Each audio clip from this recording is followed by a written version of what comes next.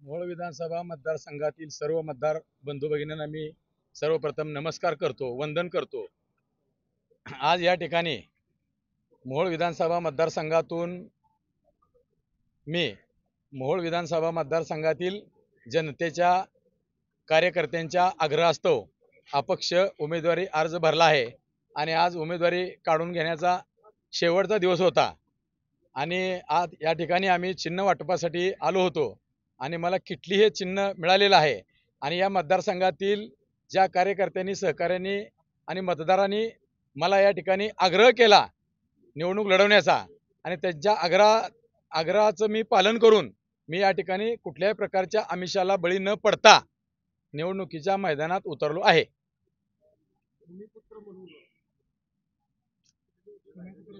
गेली 15 वर्ष या मतदारसंघामध्ये स्थानिकचा भूमिपुत्र उमेदवार असावा अशी जनतेची मागणी असताना सुद्धा प्रत्येक वेळी या मतदारसंघामध्ये काही ना काही राजकारण व्हायचं।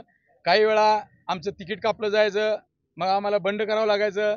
काही वेळेला शिवसेना भाजपाच्या युतीमध्ये जागा शिवसेनेला जायची, कधी भाजपला जायची। अशा परिस्थितीमध्ये पुन्हा आणखी काहीतरी राजकीय अडचणी निर्माण व्हायच्या किंवा आमच्याबरोबर असणारे सहकारी निम्यातूनच पळून जायचे। त्यामुळे आम्हाला नेहमी या ठिकाणी गेले 3 टर्म पराभवाचा सामना करावा लागलेला आहे आणि यावेळेस आम्ही विचार केला की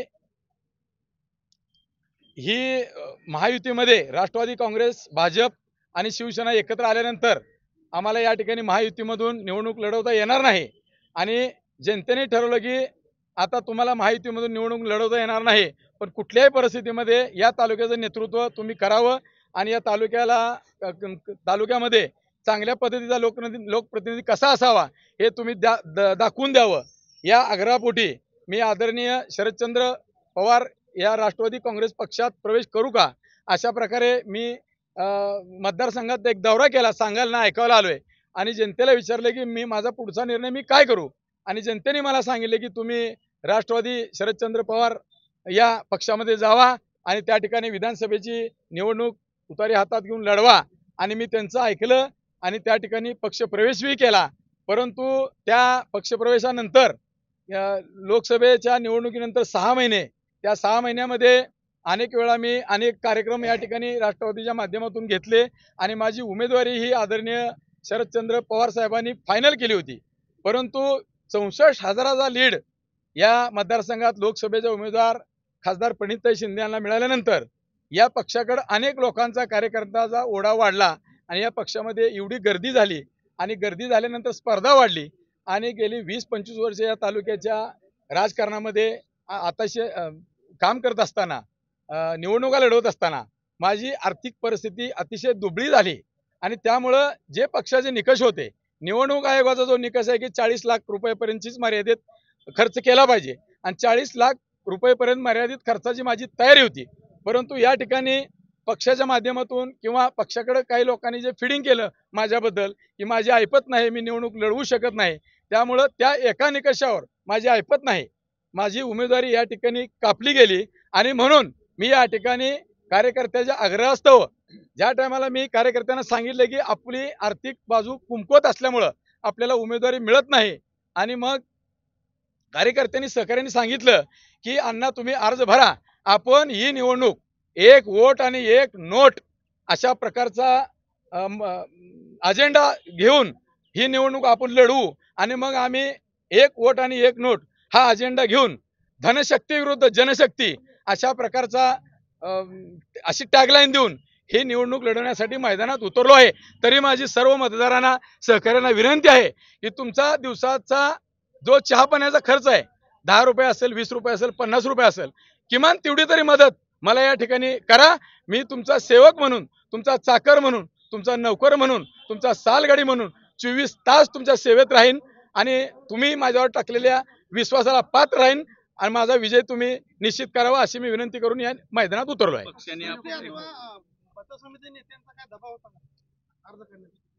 माझा अर्ज काढण्यासाठी दबाव नव्हता, परंतु राजकारणामध्ये कुठल्याही उमेदवाराला आपला प्रतिस्पर्धी उमेदवारांनी अपक्ष उमेदवारांनी अर्ज काढला तर विजय सोयीचा होईल ही स्वाभाविक मानसिकता आहे।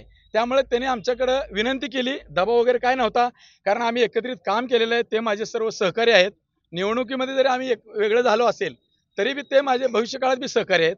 यापुढे या अगोदरच्या 25 वर्षाच्या कालखंडामध्ये आम्ही एकमेकाच्या विरोधात अनेक वेळा निवडणुका लढवल्या, परंतु आम्ही मनभेद कधी केले नाहीत. मतभेद झाले आमचे, पण मनभेद आमचे झाले नाहीत.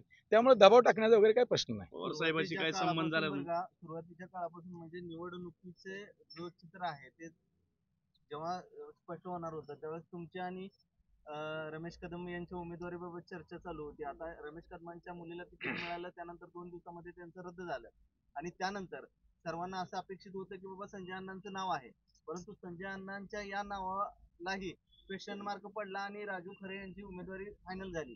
आणि अशा परिस्थितीत आज रमेश कदम यांनी त्यांचं अपक्ष अर्ज माघार घेतलेला आहे. तर तुमचा अपक्ष अर्ज हा या मतदारसंघात आहे. आता या मतदारसंघामध्ये तिरंगी लढत होईल असं चित्र तर सध्या स्पष्ट झालेलं आहे. या तिरंगी लढतीमध्ये या मतदारांसमोर नेमकी तुमची काय भूमिका असेल आणि नेमक्या प्रचाराचे तुमचे मुद्दे काय असतील? सर्वप्रथम माझा प्रचाराचा मुद्दा हा असेल की या तालुक्यातील जनतेने पाहिलं की राष्ट्रवादी काँग्रेसच्या 2 राष्ट्रवादी काँग्रेसमध्ये या ठिकाणी लढत होते आणि त्या ठिकाणी दोन्ही राष्ट्रवादीचे काँग्रेसचे उमेदवार हे अनगरकर ठरवतात, अशा प्रकारचे चित्र या ठिकाणी निर्माण झाले आणि हे चित्र अतिशय विदारक आहे आणि हे चित्र सर्व मोहोळ तालुक्यातील जनतेनं पाहिलेलं आहे आणि म्हणूनच मला या ठिकाणी निवडणुकीमध्ये अपक्ष अर्ज भरण्याचा आग्रह जनतेकडून झाला आहे. आता मुद्दा राहिला की माझा मुख्य अजेंडा काय असेल, तर अनगर अप्पर तहसील कार्यालय रद्द करणे हा माझा मुख्य अजेंडा असेल. कारण मी अपक्ष आमदार म्हणून या ठिकाणी जर जनतेनं मला निवडून दिलं, मला संधी दिली, तर जे कुठलं सरकार अनगर अप्पर तहसील कार्यालय रद्द करेल त्याच सरकारला माझा पाठिंबा असेल. हा माझा मुख्य अजेंडा आहे. आणि भाजप पक्ष सोडल्याचं काय खंत वाटते का? भारतीय जनता पार्टी सोडल्याची मला बिलकुल काही खंत वाटत नाही. आदरणीय शरदचंद्रजी पवार साहेब माझ्या प्रवेशासाठी या ठिकाणी आले आणि त्यांनी आल्यानंतर असंख्य कधीही जोडले न जाणारे कार्यकर्ते सहकारी मला त्यांच्या माध्यमातून जोडले गेले. 6 महिन्यामध्ये माझा त्यांचा इतका मैत्रीपूर्ण संबंध निर्माण झाला की त्यांना वाटलं की हो खरोखर आहे, आपण संजय क्षीरसागर जसे आहेत लोक सांगतात तसे नाहीत. म्हणून आमचे स्नेहसंबंध इतके प्रस्थापित झाले की ती जी माणसं आहेत त्यातली बरीचशी माणसं आज या ठिकाणी निवडणुकीत माझ्याबरोबर दिसतील. जी स्नेहसंबंधातली माणसं आहेत त्यांनीच तिकीट काढण्यासाठी प्रयत्न केला अशी लोकांची चर्चा आहे. तिकीट माझं केवळ माझी आर्थिक परिस्थिती नसल्यामुळं तिकीट माझं गेलं. मी 25 कोटी 30 कोटी 50 कोटी अशा प्रकारचा खर्च खोकी करू शकत नव्हतो आणि म्हणून माझं तिकीट गेलं. 25 वर्ष स्वखर्चानं अजून अनेक कामं केली असताना मी पैसे कुठून साठवणार? मी 2 रूमच्या घरामध्ये आजही राहतो. मी जनतेला प्राधान्य दिलेलं आहे. माझ्या घरामध्ये तुम्ही कॅमेरे घेऊन या. पाऊस आला तर माझं घर आज बिघडत आहे. मी 50 लाखाचा बंगला सुद्धा बांधू शकलो नाही.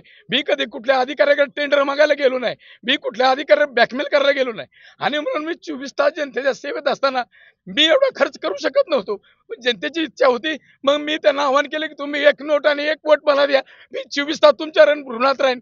माझ्या अंगावरचे कातड्याची चप्पल करून तुमच्या पायात घातले तर माझे ऋण फिरणार नाहीत. मला एक संधी जनतेने द्यावी. शरदचंद्र पवार साहेबांवर तुम्ही नाराज आहात का? मी आदरणीय पवार साहेबांवर बिलकुल नाराज नाही.